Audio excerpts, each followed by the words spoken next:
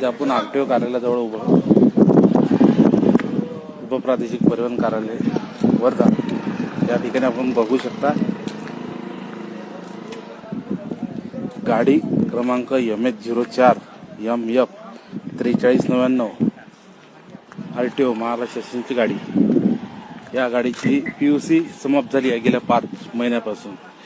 ही गाडी दररोज रोडवर धावते, लोकांच्या वाहनाला चालन मारते। याच गाडीची PUC आपण बघू शकता समाप्त झालेली आहे। सदर या संदर्भात साहेबांना बोललं गेलं तर ते म्हणतात की संबंधित ड्रायव्हरची जबाबदारी आहे, म्हणजे शासकीय अधिकारी आता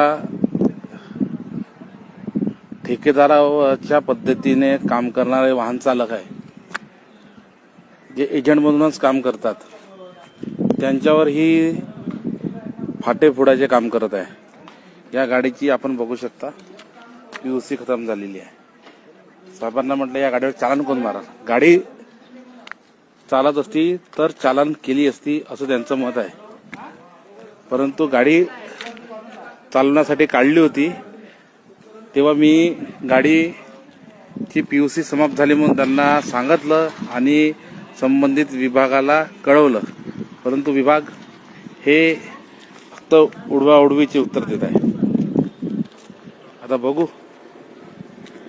आरटीओ ज्या प्रकारे जिल्ह्यात धूम करत आहे, ओव्हरलोड वाहनावर कारवाई करत नाही। आता बघावं लागेल की स्वतःच्या गाडीवर कारवाई करते का तर। धन्यवाद।